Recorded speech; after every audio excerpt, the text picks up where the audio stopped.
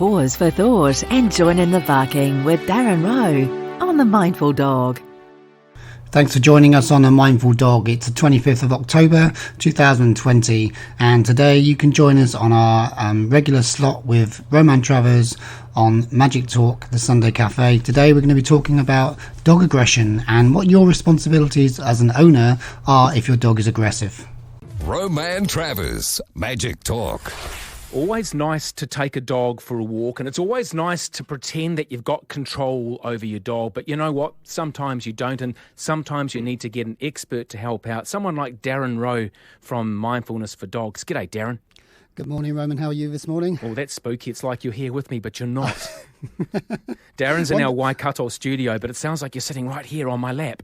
Yeah, I know. Well, what kind of dog would I be? I'm hoping to come up and see you soon, though. I want to get back up to Auckland and see you guys again soon. So, oh, that would be good. It's always nice to catch up with. Hey, by the way, Darren does travel the globe basically as much as he can with COVID-19, and he's there for you all over the internet, and he can help you get your dog sorted out. Today, we're talking about aggression.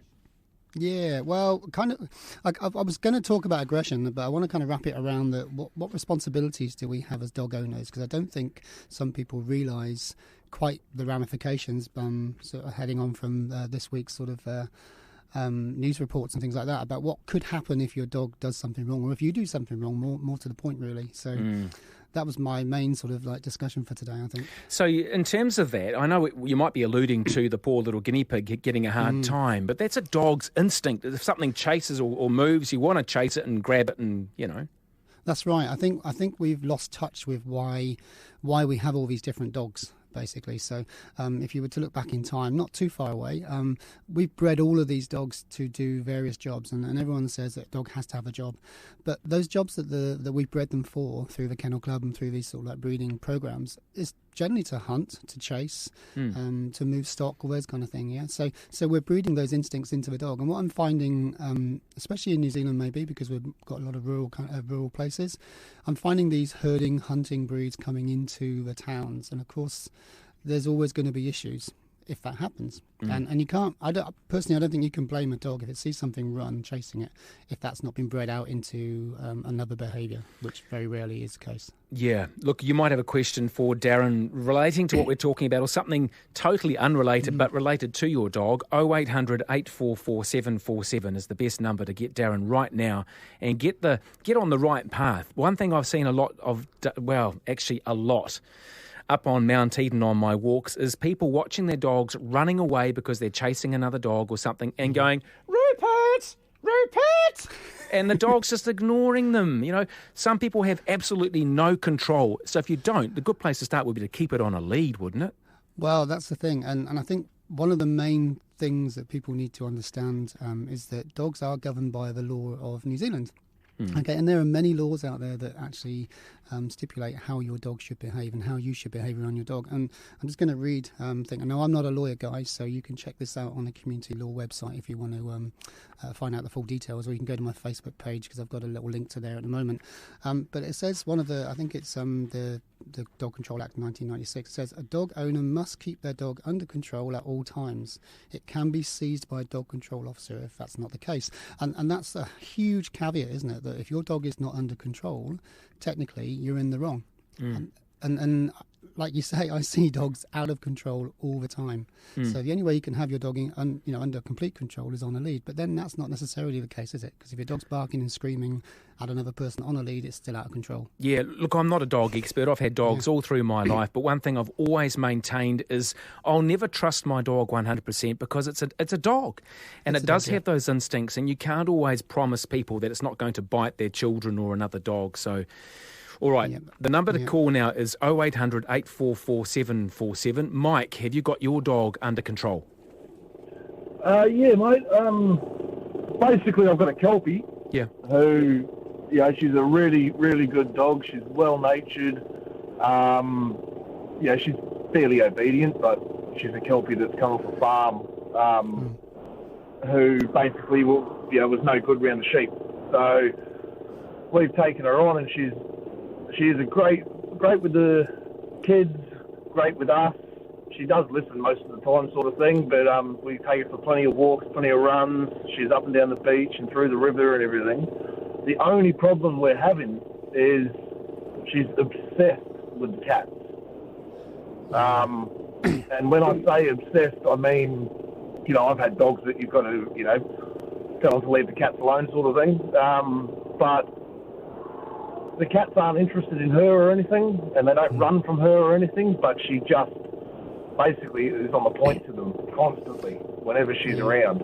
So I'm just wondering, is there anything we can do, really, just because it's to the point where it's almost concerning to the dog. She's that interested in them. I feel sorry for her. Thanks for ringing, Mike. It's one of those things I see when you get an ex-working dog, because if you think about it, they've been bred. I recently went to a sheepdog trial course, and it was really interesting watching the heading dogs working. And they've got a real natural instinct. The Kelpie is an amazing herder, and they've got a real natural instinct but it's quite prey-like when they're doing their work. And I guess if you've taken her out of her natural environment, and that's been really reinforced when she was working, it's going to come out in other ways. And I guess the cat is her surrogate sheep, I guess, or cow. So what I would say is that yes, you can, but definitely enlist a canine behaviourist to help you. Don't try and do it yourself, because if you make a mistake, you know where we're going with that one. But I would say that control is really important. Make sure she's on the lead with that one if you see the cat straight on the lead, because if she cues into that predator-prey drive, she's going to just go straight there because she's trained to do that, yeah. If Mike wanted to teach the dog a command, or what's the best way for Mike to teach the dog that this is a no-no? Well, one of the things I would do is, if you still know where she's come from in terms of a sheep, the herding working dog, she's probably got a really good stop on her. Even though she may not have been great with sheep, she's probably got a really good stop. So try and find out what that keyword, and normally the ones they use is the word stop. And you might see that she might remember that, and then you can say stop on it, and then the dog's just going to sort of stop. But yeah, it's a hard one. She has got a good stop. It's just one of those things, like, and you know, it's not the be all and end all to the situation. You know, like, she's a good dog, but I was just I've been trying to figure something out just to help her relax, if you know what I mean, because she's always been outside, and now, you know, my dearest allows her to come inside, and she basically is just she's great. She's great inside. She just wants to, you know, herd the cats constantly. And it's just that. The other thing you can look at is starting to use some sort of tuggy toy play to kind of bring that predator prey drive out into something more safe. And once it's been expelled, then it may not go out towards the cats. It's worth having a look at. Yeah, hey Mike, all the best with that. And just remember, you can get in touch with Darren Rowe from Mindfulness for Dogs all over the internet, websites, Facebook pages. And remember, it's Mindfulness number 4. Dogs in there. That'll help you find Darren Rowe. Now let's talk about this $5,000 fine, or a jail term if you don't get it right with your dog. Is that right? There's all sorts of things. Yeah.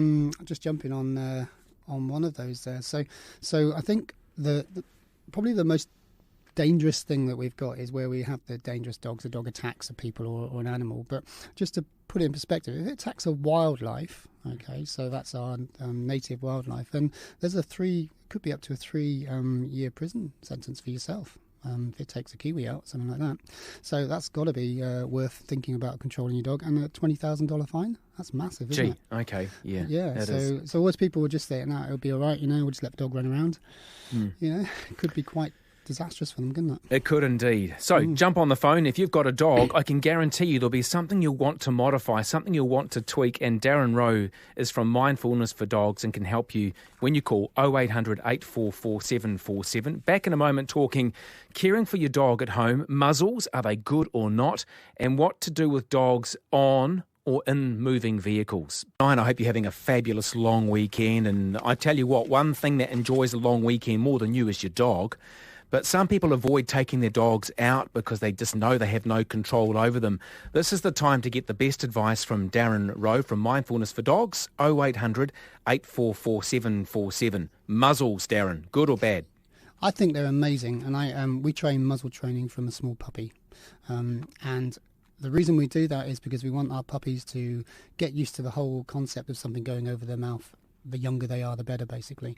Because you just never know, do you, when you're going to need to wear a muzzle. And it may not be even your fault. It might be another dog attacks your dog, and then suddenly your dog becomes this crazy animal that wants to attack everything. So get that muzzle training in as early as you possibly can. It's a bit like taking an umbrella out. If you've got the training there, you probably never have to use it. But if you don't, you guarantee you're having to then train it when it's a really traumatic experience, traumatic time for yourself, which is not a good time to train a dog. Okay. And what about... I'm just thinking back over the years, the dogs I've had were never allowed inside and they spent quite a bit of time in kennels. Is that kind of like institutionalising a dog, putting it in prison, or is it, normal? So I suppose it depends what your definition of a kennel is. Our dogs are kennelled all day if we're not in the house, but they've got probably the Ritz of the kennels. They've got quite a big area. Your dog doesn't need a huge area. In fact, the bigger the area, probably the more problems the dog's going to cause. I'm not a great believer of keeping a dog in a very small kennel that you see on some of the farms, but I understand why they do that. And but if, as a pet dog, you could probably give them a bit more space. But one thing I wouldn't say is don't give them a whole garden, because if you give them a whole garden, they're going to end up trying to control it, barking, and then you're going to end up having dog control or sort of people complaining about dog barking. People are more aware now in moving vehicles of the need to secure a dog, because when you stop suddenly, of course, everything in the car, umbrellas, dogs, handbags, goes at the same speed as at what you were going prior to stopping, right? Yeah. So I had a really unfortunate experience of watching a guy, I assume a guy I couldn't see, obviously, driving a open top deck ute with a dog on the back, not tethered at all. And this dog was, it was on a public road as well, so it was actually a criminal offence. And he wasn't going slow, should we say. He must have been going about 70, 80. And this poor dog was, obviously done it before, an older dog, was balanced, poised. 2 seconds now and he'd have been flying off. I couldn't believe it. So you do have to have your dog tethered on a short tether, which I think is pretty cruel anyway, and that's a law. I have seen a very, very talented dog on the back of a truck going, it was an old vintage truck, so going quite slowly over the remutakas. This dog was like a professional surfer. It was looking through the back window, and when he saw a corner coming up, he would go to the other side and lean into it and then go. It was so cool to watch. My girls were laughing. They are so clever dogs, aren't they? Yeah, they are. Alex has a question for us. Hi, guys. I have a very healthy, happy 6-year-old Shih Tzu, but she appears to be going quite deaf. Is this normal at this age? Does hearing loss require a vet visit, or is it just something that happens? That is, could it be a disease or merely premature aging? First of all, I'm not too aware of the genetic sort of problems with Shih Tzus. That's something you probably want to speak to a breeder about if that's a precondition. Certainly, if a dog is losing its hearing, I'll always go and check the vet, or maybe give Charlie a ring next week if she's on. Possibly what I would do, first of all, before I take them to vet, is I'll just check the ear to see if there's any seeds or anything. We're coming into that time, aren't we, when there's seeds out in the grass, and she may well have just got a seed in her ear and that's causing the distress. You'd see quite easily because it'd be quite red and sort of like blacky stuff. I think I'm right on that one. So that's probably something I would check. But yeah, 6 years old, that's what, about 60, is it? 60, 70, something like that. So could well be a bit of hearing loss there. Could just be ignoring you. Yeah, Chris. Maybe some training. Maybe. Now, Chris is texting, he was listening earlier on, saying, funny how people always say he was such a lovely dog right after he bit some child's face. And that actually happened to my daughter as a toddler. She was bitten by a very old fox terrier who had just had enough of her following him around all the time. So I guess that's something to be aware of with your dog as they age.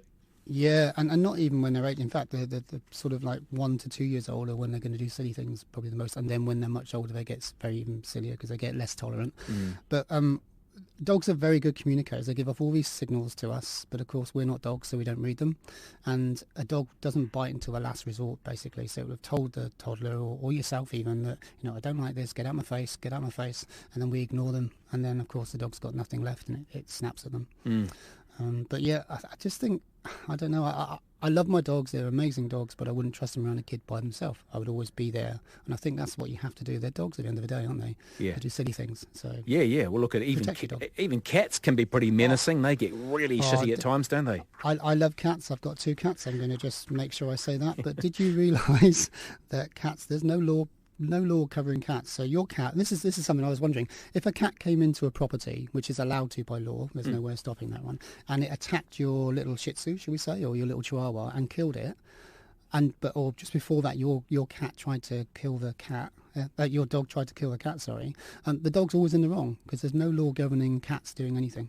Okay. Go the crazy, cats. No, it is quite cats. strange. If you want to come back on this earth, be a cat. Yeah. All right. 0800 844 747 if you've got questions for Darren Rowe. Now, correct me if I'm wrong, but if you see a dog attacking a person, you have the right to seize and destroy the dog. Yeah, so if you read, and again, hopefully I've the community law website there is I've sort of quoted this. So there's a couple of different situations that if a dog is attacking a person, you can destroy it. Yeah, that's mad. And if it's attacking livestock, you can destroy it. And it always goes as far as saying if it's a danger to a vehicle, you can destroy it. And that's a horrendous thought, isn't it, that people could do that. I mean, thankfully, I think most people in New Zealand are pretty rational-headed, so they don't go doing that. But yeah, it would be a pretty horrendous death for a dog, wouldn't it? Yeah. It would indeed. Leslie from Tauranga has text on 3920. A puppy, it's a Chihuahua Papillon. It's just had its final vaccination. How do you train socialisation due to the size and puppy classes, and how often? Has the run of the house and it's mischievous. Chews a shoe, bringing outdoors to indoors, leaves under bed, etc. It's written with a few words missing there, Leslie, but we get the general idea.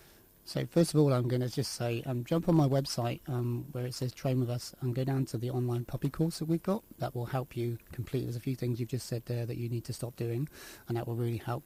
You need to have a confined area for your puppy at this age. But more importantly, once they've had their final injections, that's too late for socialisation. You've missed the window.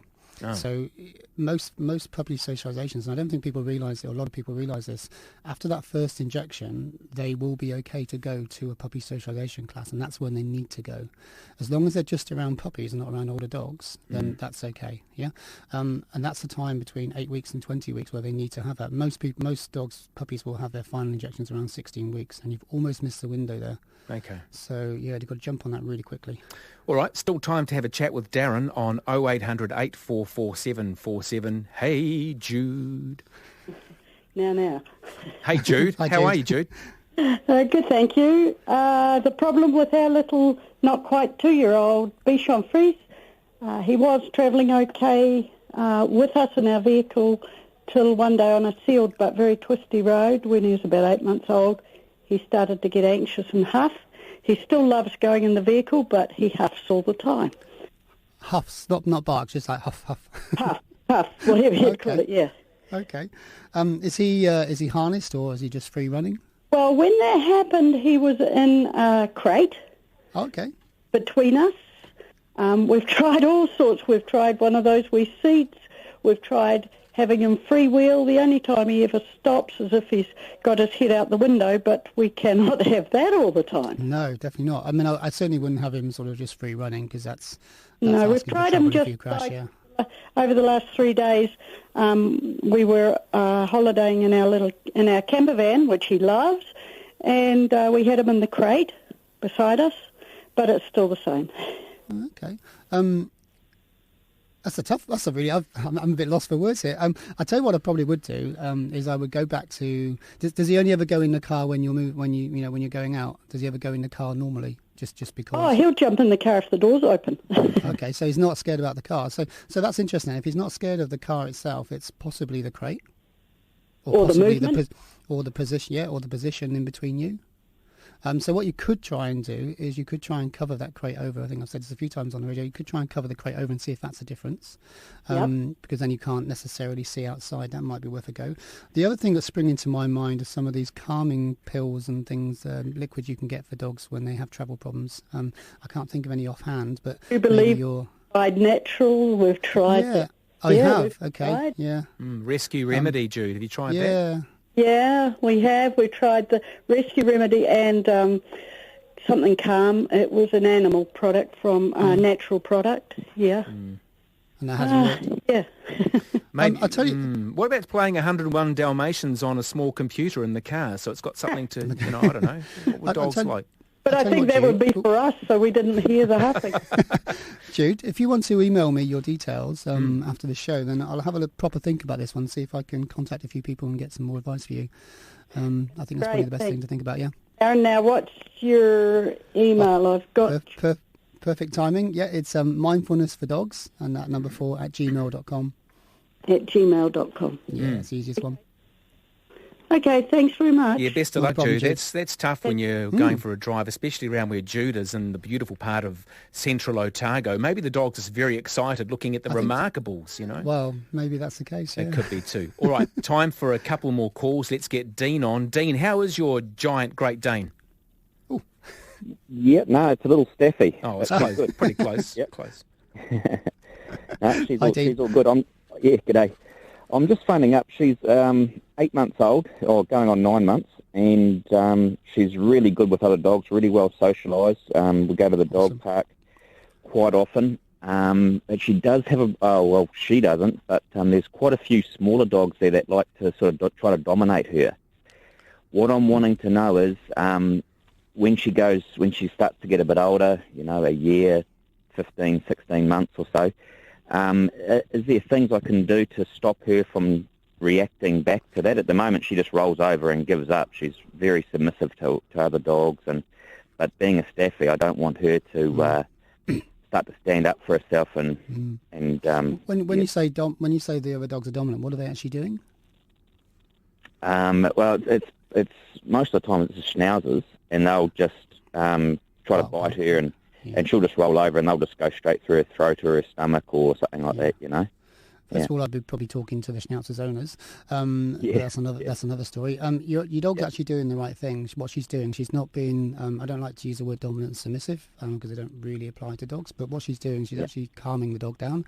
So that dog's coming in quite aggressive, and she's lying on the floor and saying, "Look, chill out, dude. You know, that's not the kind of thing you do for me." So she's actually doing the right thing, and it's not. Don't think of it as a weakness. It's actually a real powerful communication tool that she's using. So I wouldn't stress too much about is she going to come back at them when she's later. When she gets older, because she's actually got the right emotional control and communication skills there now, which is really good. And that's down to the fact that you've socialised her really well. So good on you, well done. More people with Staffies need to do that, and we won't have issues with Staffies. Not that they're the only dog we have issues with, obviously. Yep. Yeah, so don't stress, but do get into basic training. Make sure, you know, don't think just because you've done the puppy preschools that it's all good.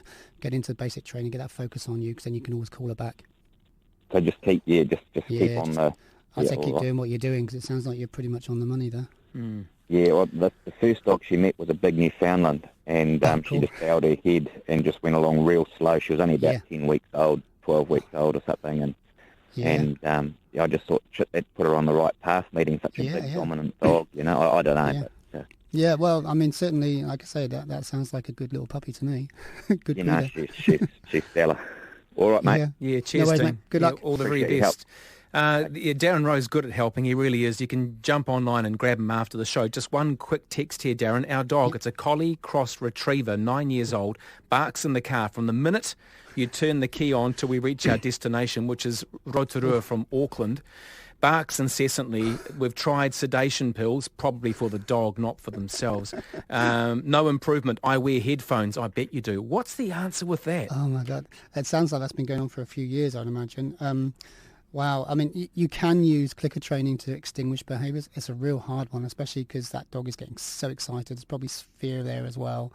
That would take a while to unpick. Definitely something you'd want a trainer to help you with. But I would look at clicker training, look at extinguishing behaviour, clicking in between the gaps of barking. But it sounds like you probably haven't got many gaps to click in to promote the quietness rather than the barking. Oh, it's very hard to listen to the radio with the dog barking non-stop. But Darren, you're in the right region there. You are based in Waikato, so maybe that person could get in touch with you. How do people track you down? Yeah, so you can go to my website. It's obviously mindfulnessfordogs.com, or you can find me on Facebook. Just search Darren Rowe or Mindfulness for Dogs. You'll find me all at the moment. Darren, place. Thank you as always. You're a real friend of the show, and thank you so much for your time here. Thank you. Darren Rowe from Mindfulness for Dogs. Remember, it's a 4, as in a little number 4, and when you're searching for him. All right. You've been listening to Darren Rowe on The Mindful Dog, giving our canine friends a voice throughout the world. To find out more about what we do, visit our website at www.mindfulnessfordogs.com.